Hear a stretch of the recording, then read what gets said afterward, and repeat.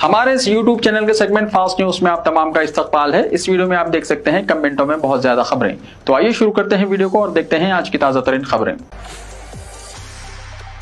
Railway पटरियों पर फंस गई कार, तेलंगाना के पेद्दापल्ली जिले में वाकया। रियासत तेलंगाना पेद्दापल्ली जिले में रेलवे गेट ना खुलने से एक कार पटरियों पर ही फंस गई। हेनमंतुनी पेट का रहने वाला एक शख्स कार में पेद्दापल्ली जा रहा था। कोन्नाराम रेलवे गेट पर जब पहला गेट खुला तो वो गाड़ी लेकर पटरियों से गुजरने लगा, लेकिन अचानक दूसरी तरफ का गेट बंद हो गया, जिसके नतीजे में कार रेलवे पटरियों के बीच में ही फंसकर रह गई। इसी दौरान ट्रेन इस ट्रैक पर आने लगी। रेलवे स्टाफ ने बर्वक्त चौकसी का मुजाहरा करते हुए आला हुकाम को इत्तला दी। उन्होंने फौरन ट्रेन को वहीं रुकवा दिया, जिससे बड़ा हादसा टल गया। बाद रेलवे स्टाफ ने गेट की मरम्मत की कोशिश की, लेकिन गेट दोबारा नहीं खुल सका, जिसकी वजह से इस रास्ते से कई ट्रेनों की आमद-ओ-रफ्त को आर्जी तौर पर रोक दिया गया।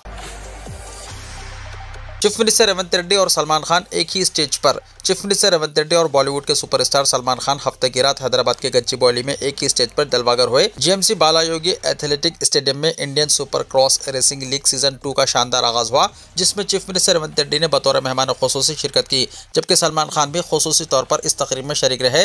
इस दौरान चीफ मिनिस्टर रेवंत रेड्डी और सलमान खान ने गर्मजोशी के साथ मुसाफा और गले मिलकर एक दूसरे का खैर मकदम किया, जिसने हजारों शायकीन को जोश से भर दिया। दोनों की मुलाकात के लम्हे की तस्वीर और वीडियोस तेजी से सोशल मीडिया पर वायरल हो रही हैं और मद्दा इनकी तारीफों के पुल बांध रहे हैं। तकरीब में वजीर इंडस्ट्रीज श्रीधर बाबू समेत कई अहम शख्सियात मौजूद थीं, जबकि स्पोर्ट्स और एंटरटेनमेंट की चमक दमक से स्टेडियम का माहौल तब्दील हो गया। हैदराबाद के शमशाबाद एयरपोर्ट पर मछली मार्केट का मंजर। इंडिगो फ्लाइट्स की मनसूखी के बहरान से हजारों मुसाफिर परेशान। इंडिगो फ्लाइट्स की मनसूखी के बहरान ने मुल्क भर के मुसाफिरों को शदीद मुश्किलात में डाल दिया है। मुसलसल चौथे दिन भी परवाजें मनसूख होने की वजह से हवाई अड्डों पर अफरा तफरी और बदनज़मी उरूज पर है। हैदराबाद एयरपोर्ट पर सूरत हाल मछली मार्केट और रेलवे स्टेशन की याद दिला रही है, जहाँ मुसाफिरों का गैर मामूली हुजूम, हर तरफ बिखरा हुआ सामान और तवील इंतजार ने लोगों को परेशान कर रखा है। सिर्फ हैदराबाद में ही 69 इंडिगो परवाजें मनसूख हो चुकी हैं, जबकि मुंबई, दिल्ली, चेन्नई और दीगर बड़े हवाई अड्डों पर भी यही कैफियत जारी है।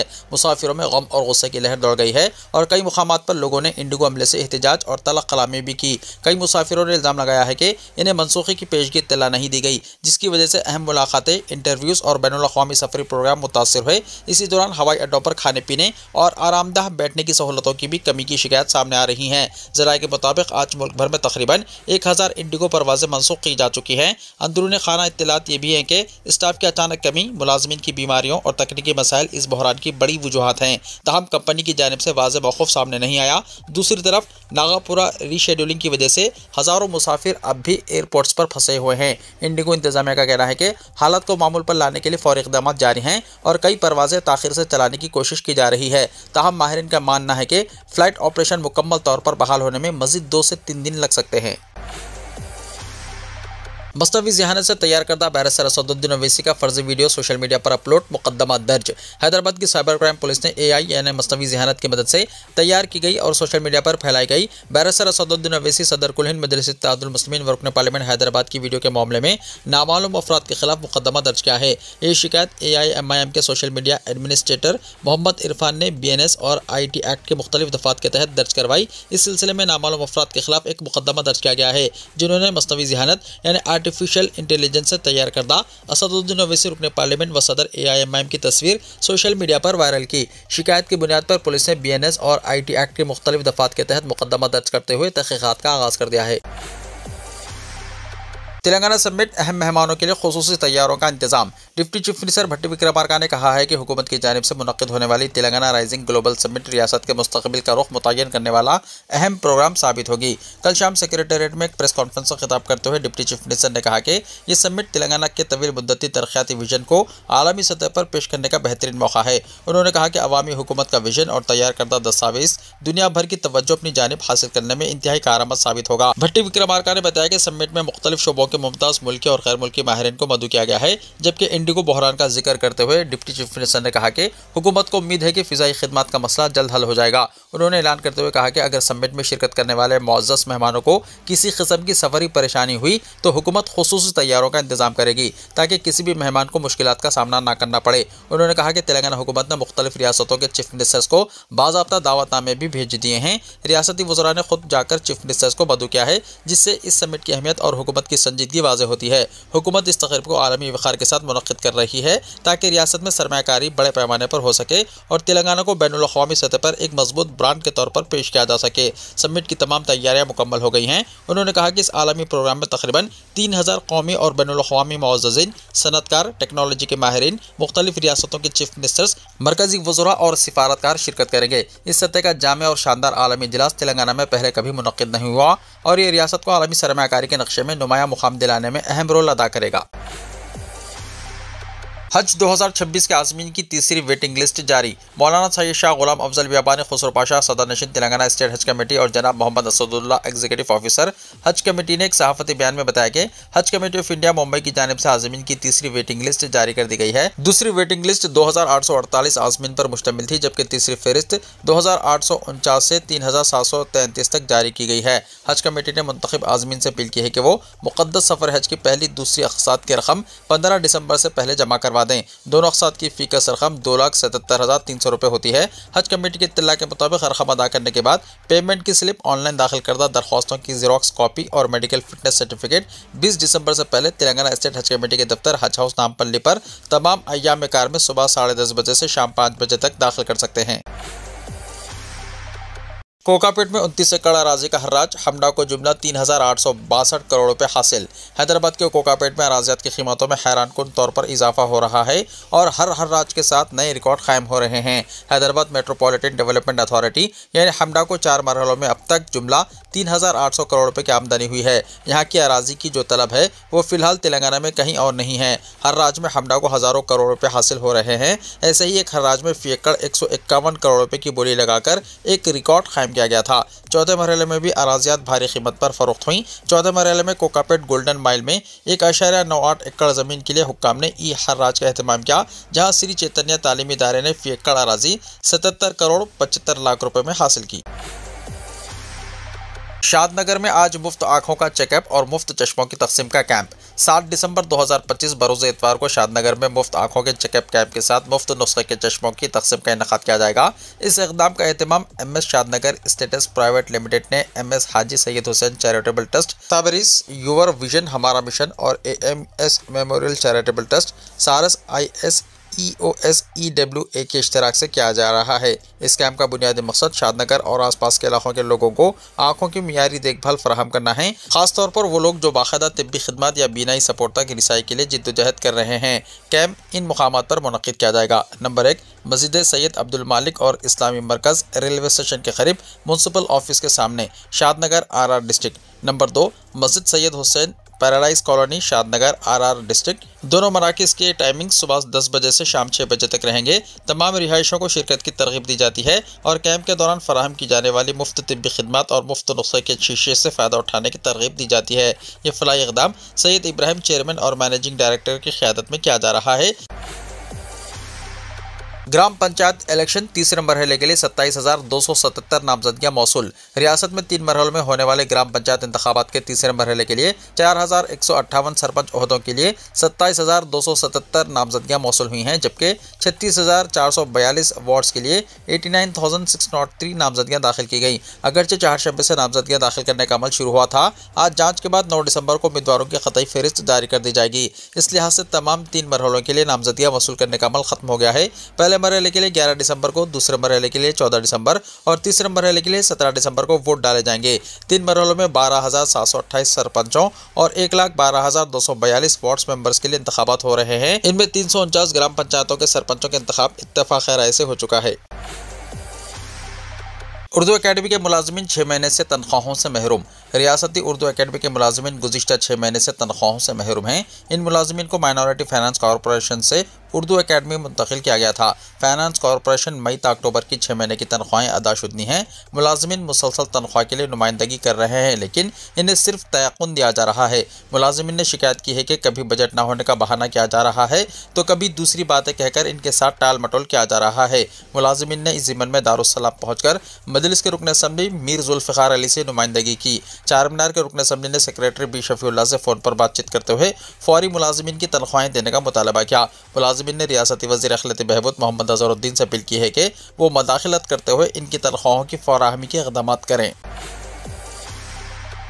फ्लाइट्स को बम से उड़ाने की धमकियां, कुवैत से आने वाली परवाज का रुख मस्कत एयरपोर्ट की तरफ मोड़ दिया गया। शमशाबाद एयरपोर्ट पर आने वाले मजीद 2 बैनुल-अक़वामी तैयारों को बम की धमकी वाले ईमेल मौसूल हुए हैं। कुवैत से शमशाबाद एयरपोर्ट आने वाली कुवैती एयरवेज के तैयारे को बम की धमकी का ईमेल मौसूल हुआ। धमकी मिलने के फौरन बाद परवाज का रुख मस्कत एयरपोर्ट की तरफ मोड़ दिया गया। लंदन से शमशाबाद एयरपोर्ट आने वाली ब्रिटिश एयरवेज के तैयारे को भी बम की धमकी का ईमेल मौसूल हुआ। धमकी आमेज ईमेल मिलने के बावजूद पायलट ने तैयारे को शमशाबाद एयरपोर्ट पर बहिफाजत लैंड करवाया। मुसाफिरों को तैयारे से उतारकर इन्हें एहतियाती तौर पर अलहदा जगह पर मुंतकिल कर दिया गया। बम स्क्वाड की टीमों को मौके पर बुलाया गया और तैयारे की तलाशी का अमल शुरू कर दिया गया। जुमे को अमारात का तैयारा जो दुबई से हैदराबाद आ रहा था, इसी तरह मुबैना धमकी मिलने पर इसकी तलाशी ली गई। दिल्ली हैदराबाद फ्लाइट को भी बम की धमकी मिलने पर सिक्योरिटी फोर्सेस की जानिब से सरगर्म तलाशी ली गई। चारशंबे से मुसलसल धमकियां मौसूल हो रही हैं।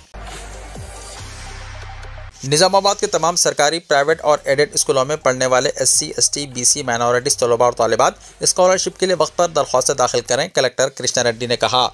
जिला कलेक्टर निजामाबाद T20 कृष्णा रेड्डी ने कहा कि तमाम अहल तलबा को स्कॉलरशिप के लिए वक्त पर ऑनलाइन दरख्वास्त देने की कोशिश करनी चाहिए। जिला कलेक्टर ने महकमे वेलफेयर के जिलाई अहदेदारों बशमूल तमाम मंडलों के मंडल एजुकेशन ऑफिसर्स यानी MEOs के हमरा जूम मीटिंग मुनक्किद की। इस मौके पर खिताब करते हुए जिला कलेक्टर T20 कृष्णा रेड्डी ने कहा कि सरकारी, प्राइवेट और एडेड स्कूलों में ज़ेर तालीम SC, ST, BC और माइनॉरिटीज़ तलबा और तालिबात तालीमी वज़ाइफ यानी स्कॉलरशिप के लिए दरख्वास्त दें और इनकी मंजूरी को यकीनी बनाएं। उन्होंने कहा कि इस महीने की आखिरी तारीख मुकर्रर है और हर अहल तालिब इल्म को इससे पहले अपनी दरख्वास्त दाखिल करना चाहिए और फ़वाइद हासिल करने में पहल करनी चाहिए। उन्होंने कहा कि वो एक हफ्ते बाद दोबारा जायजा लेंगे और इसमें वाज़ेह पेशरफ्त नजर आनी चाहिए। जूम मीटिंग में एडिशनल कलेक्टर अंकित और वेलफेयर महकमों के अहदेदारों ने शिरकत की। ग्राम पंचायतों के इंतखाबात मी सेवा मराकज़ पर काम का बोझ।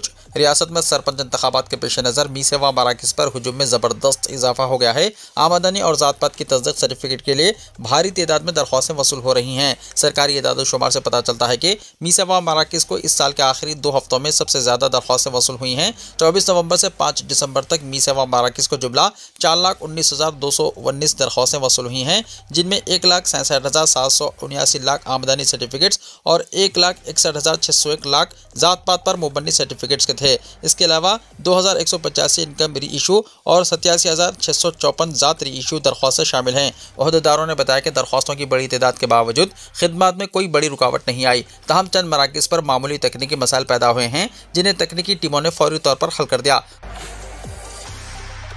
आदिलाबाद में सर्दी की शिद्दत में गैर मामूली इजाफा। तेलंगाना भर में खास करके ज़िले आदिलाबाद में सर्दी की शिद्दत में काफ़ी इजाफा हुआ है। आदिलाबाद में गुज़िश्ता चंद दिनों से दोपहर के वक्त दर्जा हरारत में इजाफा हो रहा है और रात में सर्दी महसूस की जा रही है। जुमे को ज़िले में ज़्यादा से ज़्यादा दर्जा हरारत 28 डिग्री और कम से कम दर्जा हरारत 11.5 रिकॉर्ड किया गया। आदिलाबाद के दही इलाके पपुलधरी में 11.1 डिग्री रिकॉर्ड की गई।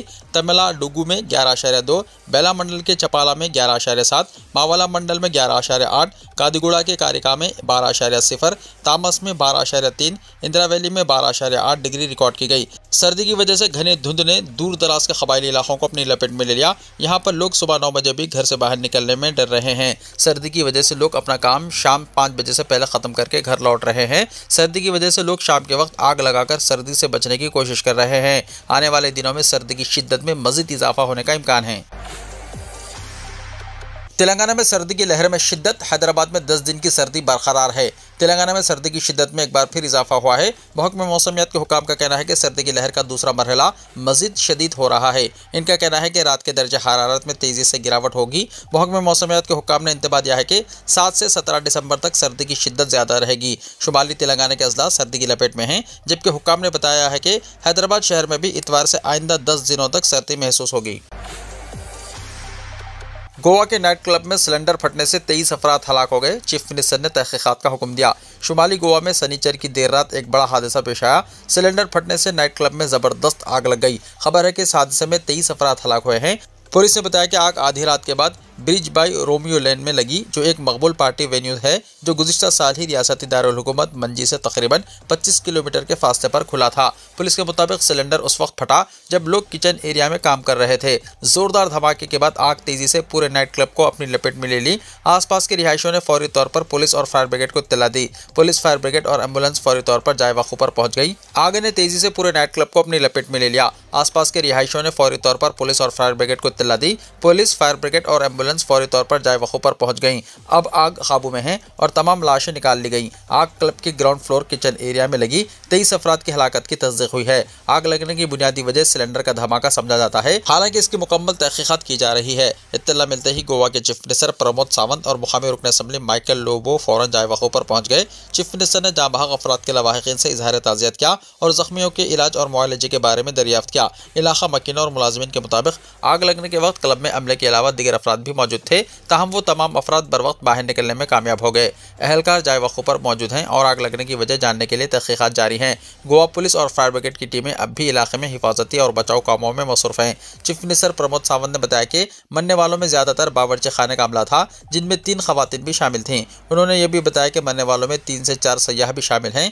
23 अफराद में से 3 जलने से और बाकी दम घुटने से हलाक हुए। चीफ मिनिस्टर ने कहा कि इब्तिदाई मालूमात से पता चलता है कि नाइट क्लब ने फायर सेफ्टी के ज़वाबित पर अमल नहीं किया। सावंत ने कहा, हम क्लब इंतजामिया और उन ओहदेदारों के खिलाफ कार्रवाई करेंगे जिन्होंने हिफाजती ज़वाबित की खिलाफ वर्जी के बावजूद इसे काम करने की इजाज़त दी। चीफ मिनिस्टर प्रमोद सावंत ने तहकीकात का हुक्म दे दिया है। फ़ोन पर सैटेलाइट लोकेशन ट्रैकिंग को लाजमी बनाने पर हुकूमत का गौर। संचार साथी ऐप के हवाले से अपने कदम वापस लेने के बाद अब हुकूमत सैटेलाइट के जरिए फ़ोन की लोकेशन ट्रैक करना चाहती है। खबर इस एजेंसी राइटर्स के हवाले से ABP ने लिखा है कि हुकूमत टेलीकॉम इंडस्ट्री की एक तजवीज़ पर गौर कर रही है, जिसमें स्मार्टफोन कंपनियों को सैटेलाइट लोकेशन ट्रैकिंग फीचर को फाल करना होगा। हालांकि एप्पल, गूगल और सैमसंग जैसी कंपनियों ने राजदारी के खदशात का हवाला देते हुए इसकी मुखालिफत की है। रिपोर्ट के मुताबिक cellular operators association of India यानी COAI ने हुकूमत को तजवीज़ पेश की है कि अगर हुकूमत स्मार्टफोन कंपनियों को AGPS टेक्नोलॉजी को फाल करने का हुक्म देगी, तभी सारिफ के दुरुस्त लोकेशन का पता चल सकेगा। इस टेक्नोलॉजी में सैटेलाइट सिग्नल के साथ सेलुलर डेटा का इस्तेमाल किया जाता है। इसके लिए फ़ोन की लोकेशन सर्विस हमेशा ऑन रहेगी और सारिफ के पास इसे गैर फाल करने का कोई ऑप्शन नहीं होगा। वाज़ेह है कि अभी सारिफ का लोकेशन मालूम करने के लिए सेलुलर डेटा का इस्तेमाल किया जाता है, जो दुरुस्त लोकेशन नहीं बता सकता। रिपोर्ट के मुताबिक वज़ारत दाखिला ने जुमा 5 दिसंबर को इस ताल्लुक से स्मार्टफोन इंडस्ट्री के अफसरान की एक मीटिंग तलब की थी, लेकिन फिलहाल इसे मुलतवी कर दिया गया है। स्मार्टफोन कंपनियां एप्पल और गूगल वगैरह का कहना है कि मज़कूरा फैसला नाफिज नहीं किया जाना चाहिए। एप्पल और गूगल की नुमाइंदगी करने वाले lobbying group cellular and electronics association यानी ICEA का कहना है कि पूरी दुनिया में ऐसा नहीं होता है जहां डिवाइस की सतह पर लोकेशन ट्रैकिंग की जाती हो। लोकेशन सर्वेलेंस के लिए AGPS टेक्नोलॉजी का कहीं इस्तेमाल नहीं किया जाता। ICEA का कहना है कि इस तजवीज़ से लीगल, प्राइवेसी और नेशनल सिक्योरिटी से मुतल्लक़ कई खदशात हैं। सारिफिन में अफसरान, जज और सहाफ़ी समेत ऐसे लोग शामिल होते हैं जिनके पास हसास मालूमात हैं। लोकेशन ट्रैकिंग से इनकी हिफाजत को ख़तरा लाहक हो सकता है। मुर्शिदाबाद में मुकामी उलमा की मौजूदगी में बाबरी मस्जिद का संग बुनियाद। मगरबी बंगाल के मुर्शिदाबाद जिले के बेलडांगा इलाके में कल मुअत्तल TMC यानी तृणमूल कांग्रेस के रुकन असम्बली हुमायूं कबीर ने बाबरी मस्जिद की तामीर के नाम पर संग बुनियाद तकरीब का इनेकाद किया, जिसमें हज़ारों की तादाद में लोग शरीक हुए। इस तकरीब का अहतमाम 1992 में अयोध्या में बाबरी मस्जिद के इन्हदाम की 33वीं बरसी के दिन किया गया, जिसकी वजह रियासत में कशीदगी के खदशात बढ़ गए और इंतजामिया ने बड़ी तादाद में सिक्योरिटी फोर्सेस तैनात की हैं।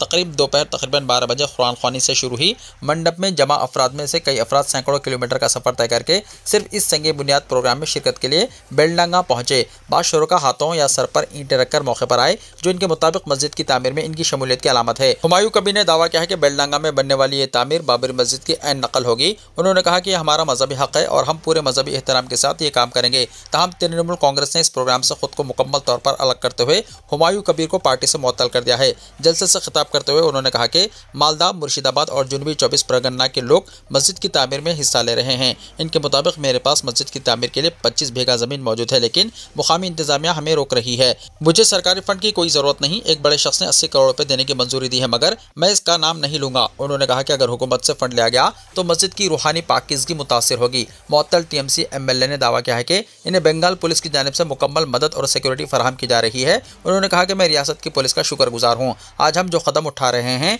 वो पूरी मुस्लिम कम्युनिटी के लिए बाइस फ़ख्र है। 6 दिसंबर को बुनियाद रखने के फैसले ने रियासती सियासत में हलचल पैदा कर दी है। बीजेपी के कई रहनुमाओं ने हुमायूं कबीर पर शदीद रद्दमल देते हुए इस इक़दाम को फ़िरक़ावाराना माहौल पैदा करने की कोशिश करार दिया। इत्तलात के मुताबिक मुख्तलिफ अजला से तामीराती सामान से भरे ट्रैक्टर, ट्रक और काफिले बेलडांगा पहुँच रहे हैं। कई मुकामात से मुसलमान कारकुन अलामती तौर पर सर पर ईंट रखकर इस तकरीब में शामिल हुए। रियासती इंतजामिया ने इलाके में भारी निफरी तैनात कर दी है ताकि किसी भी मुमकिन कशीदगी को रोका जा सके।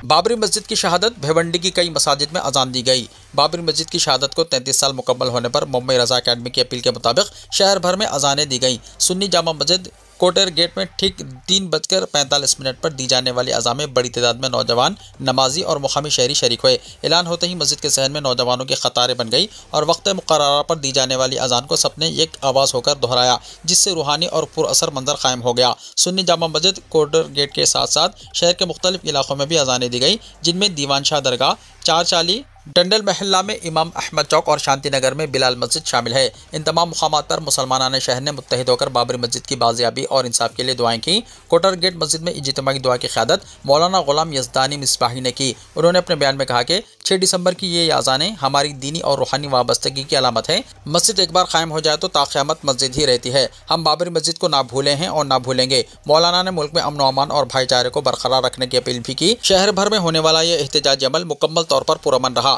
मुख्तलिफ मसाजिद और मुकामात पर अजान के बाद शुरा खामोशी और विकार के साथ मुंतशिर हो गए।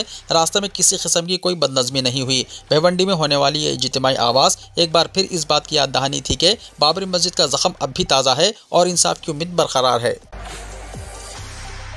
ब्राज़ील एयरपोर्ट पर बड़ा हादसा, टेक ऑफ से पहले तैयारे में आग, 180 मुसाफिर बाल बाल बच गए। ब्राज़ील के गोराहेलूस इंटरनेशनल एयरपोर्ट में उस वक्त अफरा तफरी मच गई जब 180 मुसाफिरों से भरा लेटम एयरलाइंस का एयरबस A320 तैयारा टेक ऑफ के लिए रनवे पर तैयार खड़ा था कि अचानक केबिन में आग भड़क उठी। देखते ही देखते आग और धुएं के गहरे बादल उठने लगे, जिसकी वजह से फौरी तौर पर एयरपोर्ट अमला हरकत में आ गया। अमले ने इंतहाई फुर्ती का मुजाहरा करते हुए तमाम मुसाफिरों को फौरी तौर पर तैयारे से बाहर निकाल लिया। मौके पर पहुंचने वाली फायर ब्रिगेड ने कुछ देर की कार्रवाई के बाद शोलों पर काबू पा लिया। खुशकिस्मती से इस हादसे में किसी मुसाफिर या अमले को कोई चोट नहीं आई, जिसकी एयरपोर्ट हुक्काम ने भी तस्दीक की है।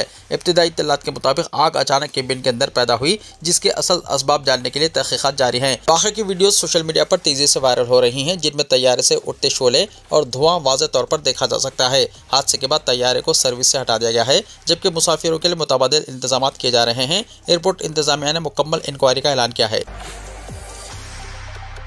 वीडियो को लाइक शेयर कीजिए और हमारे इस YouTube चैनल को सब्सक्राइब करते हुए इसके बेल आइकन को भी प्रेस कर लीजिए, ताकि ऐसी ही ताज़ा तरीन खबरों का नोटिफिकेशन सबसे पहले आपको मिलता रहे।